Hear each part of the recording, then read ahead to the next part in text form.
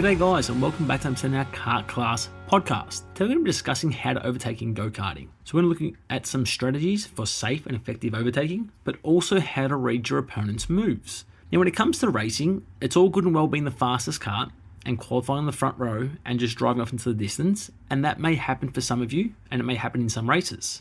But realistically, motor racing is all about racing your opponents or your competitors. And that might mean that you have an issue in one of the races and you have to start a little bit further back than what you used to. And now it's all about getting a good start.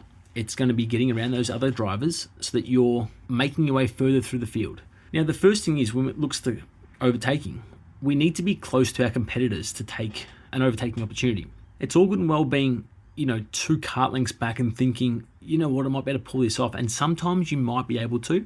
But let's be honest, the chances are when you're coming from too far back to make an overtake, you're likely to make contact because you're having to travel at a lot faster speed to get past that kart. So you might be entering the corner at 5 or 6 k's faster.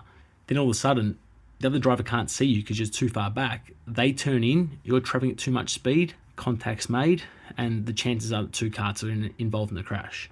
So when you're looking to overtake, try and sit as close as you can to the bumper in front of you of the car. And then what you're trying to do is, if you pull out too soon to make an overtake, the driver in front, if they look around, they can actually see you attempting that overtake. So they can actually defend that position before you get up alongside them.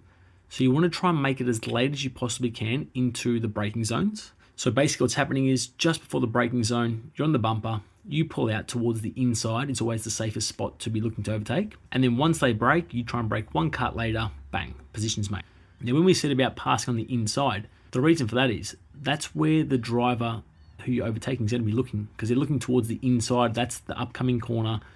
They're not going to look into the outside because there's nothing out there where they're going to be driving. So all of a sudden, if their vision is looking towards the inside and you're trying to put your car in that position into their eye line, then they're more likely to give you some room. Again, if they can see you in their peripheral vision and they turn in, that's going to be side-to-side contact. And generally, the outside kart comes off worse than the inside kart. If you're at their bump and you're trying to overtake, well, they can't see you there. So they're more likely to turn in onto that racing line.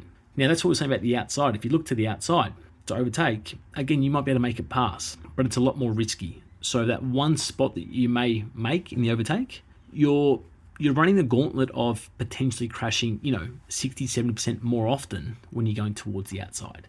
So getting that eyesight by getting to the inside and to break that one kart later, that should make it easier for you to complete those overtakes more often than not. Now, when it comes to the best spots to pass on the track, the straights are generally the safest and the easiest to overtake. You've got the most amount of time on the straight to get a slipstream, to pull out, and to at least get up alongside that competitor that you're trying to pass. The braking zones are where you can actually make that pass stick a lot easier. So you pull out, break that one kart later, all of a sudden the overtake should be completed. When you're looking to pass on like flat out bends, if you're not braking or you're not at least lifting off the accelerator, unless you've got a lot more speed than just to go straight past that kart, it's going to be too hard to overtake. Just be mindful of that when you're trying to overtake sometimes in some silly spots, that the momentum that you may lose from not completing the pass, it might then slow you down and ruin your chances of passing on the following corner. Now, when we're talking about reading your opponent's moves, it's sort of, if you race a particular competitor or multiple drivers, a lot, if they're at your club or, you always go to the race and you always see, young Jack, he always races in your class, as an example, you start to get an understanding on which corners they're good on, whether they're fast on the straights or they're better on the corners, or they might over-defend, or they might never defend, so it leaves opportunities for you to overtake. But you start to learn the characteristics on what that driver does, because each driver has their own style, and then you're starting to learn, again, where they're strong, where they're weak, and you want to try and take advantage of their weaknesses as well. Even sometimes you can learn just by watching them from the sidelines. So you might not be practicing in that session, but you might just watch a session and go, you know what, young Jackie's really crap at this one corner. When I race him the next time out there, that's where I'm going to be trying to target him as well. So learning when you're not on the track as well is super important, because then when you do get the opportunity to race these guys, the chance of you overtaking these competitors and making it stick are more often than not going to happen in your favor. Hope these tips are good for you when it comes to your next session on track and your upcoming races for how to overtake in a go-kart. These are the safest ways. Like I said, in some cases, you're going to have to go the outside. You're going to have to go big. And other times, you might be passing on a risky spot just because it's the last lap and it leaves you with the last opportunity to overtake that kart in front of you.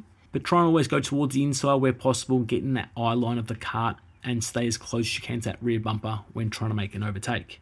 If you guys need to know more information about your kart racing needs, then be sure to visit us at kartclass.com. We give you some information on kart setup, driving techniques and mindset, so we're here to help you when you need. I'm your host, 18-time Australian champion David Serra. I look forward to chatting to you guys soon. Cheers.